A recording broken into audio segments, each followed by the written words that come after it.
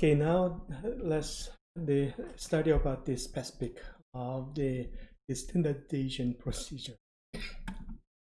Let's imagine that actually your object, far away object, is emitting the flux wavelength dependent spectra radiation, suffice of E, and this need to actually go through the extragalactic material and the interstellar medium, and finally through our atmosphere, so that actually arrived as the phi sub arrived at lambda. And also that actually each stage of this intervening material can be expressed as the multiplicative sensitivity function, such as the extragalactic matter is the sensitivity function of extragalactic matter, S of ISM, and S of our own atmosphere. And only that actually that really far away object is affected by the cosmology, such as like the redshift. So the G is the redshift, so that the radiated spectrum is affected by the redshift and multiplied by the series of the sensitivity function relevant to the intervening material. And then this has later that actually we can see when it is expressed in terms of magnitude, this flux expressed in terms of magnitude, it can be expressed as the cosmological term, the extinction magnitude due to the extragalactic matter, extinction magnitude due to the ISM, extinction magnitude because of the atmosphere. Oftentimes for the galactic, the astronomy observation, this cosmological term redshift is ignored, extragalactic the material is not there, ISM effect is negligible, then typically your original, the brightness of your object, so that the superscript O means original, and the subscript P is particular passband. Okay? And that original, the brightness is altered through some atmosphere effect. So this is the atmospheric extinction magnitude. Then I think what you actually have is actually recorded through your own observation, such as like the aperture photometry recover this particular atmosphere, the atmosphere effect in the magnitude. Okay? So typically these are ignored. So then actually atmosphere affected the magnitude at particular passband. Okay? That is actually what you obtained from the aperture and PSF photometry. That is atmosphere free at magnitude plus the atmospheric extinction magnitude. Then what you observe through the aperture and then PSF photometry is the atmosphere affected particular the passband P instrumental magnitude. So meaning that actually that your observation was obtained with certain the telescope and instrument combination, and you're not 100% sure that actually atmosphere was perfectly photometric. Your observation might have been affected by the past in theaters cloud. That's why that actually that the observation, photometric observation, is always obtaining the observation of certain known brightness object called the standard system. So standard stars are observed because we know that actually it's known brightness.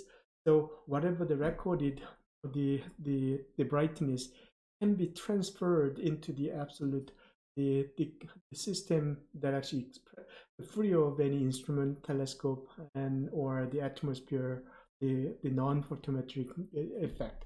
So that actually these transform from the so-called instrumental magnitude system to the standard system is done through the observation of known brightness of the standard star. So this procedure, M sub P to the M sub standard, P of standard, is called photometric standardization.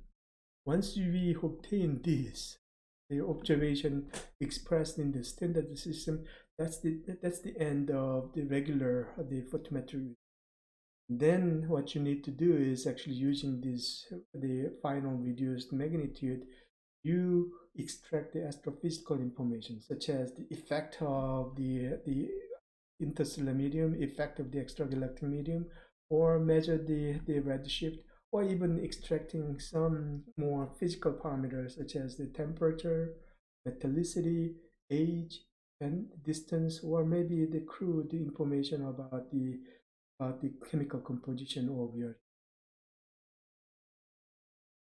So let's consider a certain material. Okay, so this material has some chemical the property, and then that chemical property is expressed in terms of wavelength dependent function called tau. This tau is later that actually we can see that this tau is so-called optical depth. Okay? And there's the incident the radiation phi sub in is going in into this material and then need to go through this path length of L, and that has the chemical property of tau, optical tau, and what we actually get is phi out. Okay, that difference of the phi in minus phi out is d phi. Okay, d phi is proportional to the incident light. The brighter the incident, the flux, the light, that we see there actually more attenuation. And this is also the proportional to the tau and proportional to the path length of L. And this d phi is decreasing, so it's negative extinction.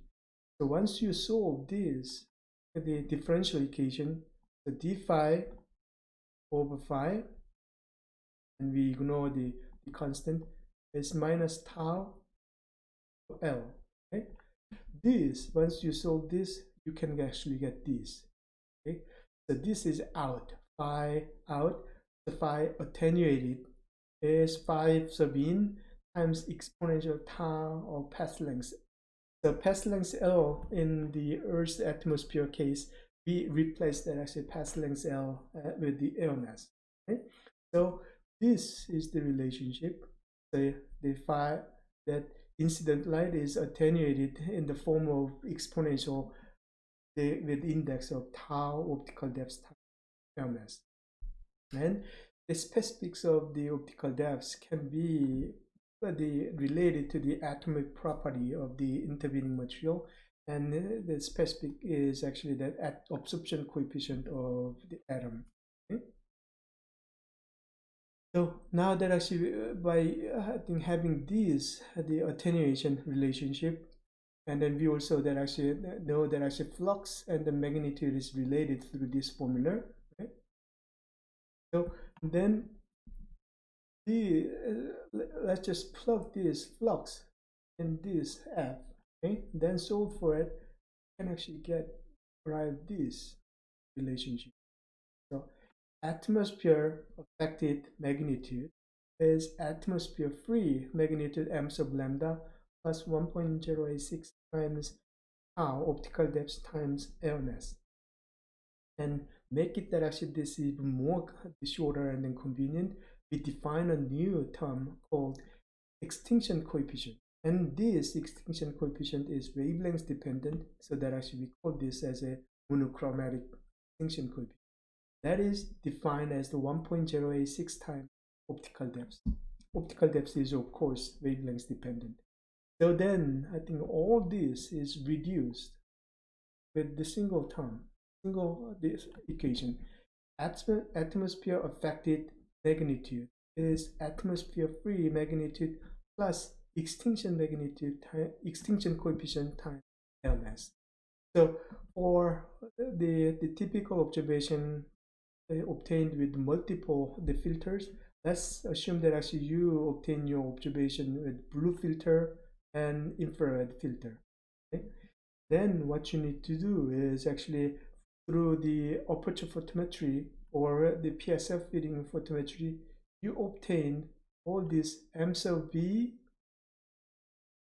atmosphere affected instrumental magnitude, M sub B of A, and M sub the I of A for each of the science target, including the standard stuff. Then somehow that by the measuring or obtaining using the relationship or information about the extinction magnitude, you eliminate the effect of Earth's atmosphere. So that's the first part. How do we actually eliminate the effect of the atmosphere? So this is called the extinction correction. So extinction correction is dependent on how do we measure this extinction coefficient, and that's the topic of next video.